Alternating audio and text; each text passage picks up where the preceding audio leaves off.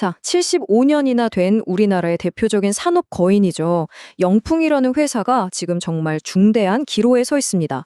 한쪽에서는 회사가 무너질 수 있다는 끔찍한 위기가, 다른 한쪽에서는 모든 걸 뒤집을 수 있는 혁명적인 기회가 동시에 보이고 있거든요. 과연 영풍의 운명, 어디로 가게 될까요?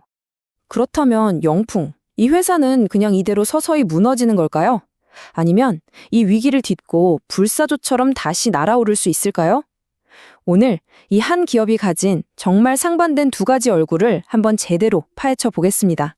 우선 이 거대한 기업을 거의 벼랑 끝까지 내몰고 있는 문제부터 짚어봐야겠죠. 바로 과거의 위기입니다. 도대체 뭐가 문제인지 한번 보시죠. 자, 이 숫자 5분기. 이게 뭘 의미하냐면요. 영풍의 가장 핵심적인 사업이 5분기 내내, 그러니까 1년 넘게 계속 적자를 냈다는 뜻입니다.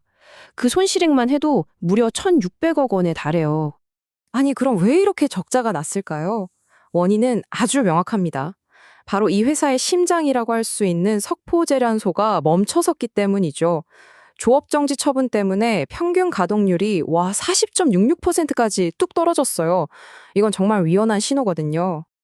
근데 이 조업정지가 끝이 아니었어요. 거의 뭐랄까 위기의 도미노 같았죠. 아주 심각한 환경 문제 때문에 제재를 받았고 심지어는 회사 역사상 처음으로 대표이사 2명이 동시에 구속되는 일까지 벌어졌습니다. 여기에 고의로 회계를 조작했다는 의혹까지 더해졌으니 정말 엎친 데 덮친 격이죠. 자, 여기서 재무적인 리스크를 한번 짚어봐야 합니다. 이게 훨씬 더 심각할 수 있어요. 금융 당국이 보기에는 영풍이 앞으로 써야 할 환경 정화 비용을 거의 1,000억 원 가까이 일부러 줄여서 보고했다는 겁니다. 이건 뭐 회사의 재무 상태를 믿을 수 없다는 얘기나 마찬가지죠. 자, 지금까지는 정말 암울한 얘기만 했는데요. 그런데 이 모든 위기를 한 방에 뒤집을 수도 있는 그런 히든 카드가 하나 있습니다. 바로 영풍의 미래를 책임질 수 있다는 기술에 대한 이야기입니다. 그 기술이 뭐냐면 바로 건식용용 리사이클링이라는 겁니다. 말이 좀 어렵죠? 쉽게 말해서 기존에 있던 낡은 재련소 기술을 가지고 폐배터리를 재활용하는 거예요. 폐배터리를 그냥 통째로 고온 윤광로에 넣고 녹여서 그 안에서 핵심 금속만 쑥쑥 뽑아내는 거죠. 정말 발상의 전환입니다. 이게 왜 대단하냐면요. 다른 회사들이 쓰는 습식 방식하고 비교해보면 바로 알 수 있어요. 습식은 과정이 굉장히 복잡하고 돈도 많이 들거든요.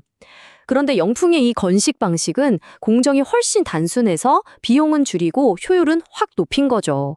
그야말로 2마리 토끼를 다 잡은 셈입니다. 그래서 결과가 어떠냐? 정말 놀랍습니다. 배터리의 핵심 원료인 니켈, 코발트 같은 건 95% 이상 뽑아내고요. 특히 가장 어렵다는 리튬 회소율은 무려 90% 이상이에요.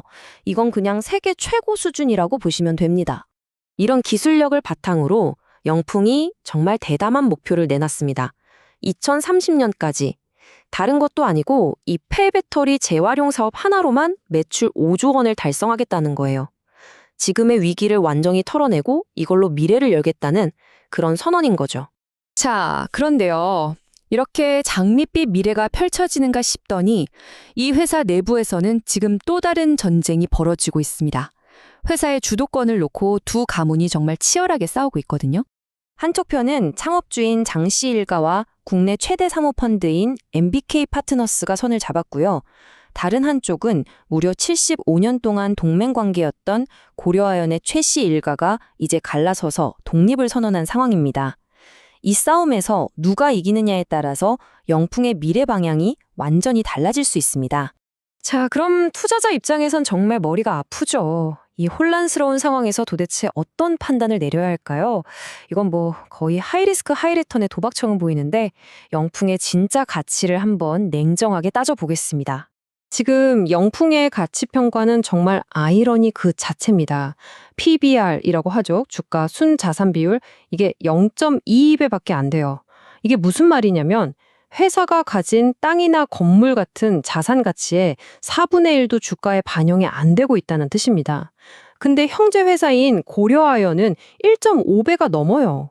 이 격차가 어마어마하죠. 바로 이 지점이 투자자들이 가장 고민하는 딜레마입니다. 분명히 회사는 지금 주가보다 훨씬 몇 배는 더 큰 자산을 가지고 있어요.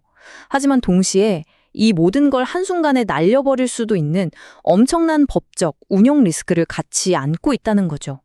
이렇게 불확실성이 너무 크다 보니까 애널리스트들의 의견도 대부분 신중한 보유입니다.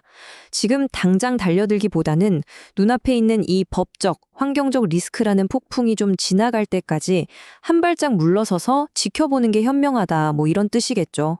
결국 영풍의 이야기는 우리에게 아주 근본적인 질문 하나를 던집니다. 과연 이 혁신적인 신기술이 수십 년간 쌓여온 문제적 과거로부터 이 회사를 정말 구해낼 수 있을까요?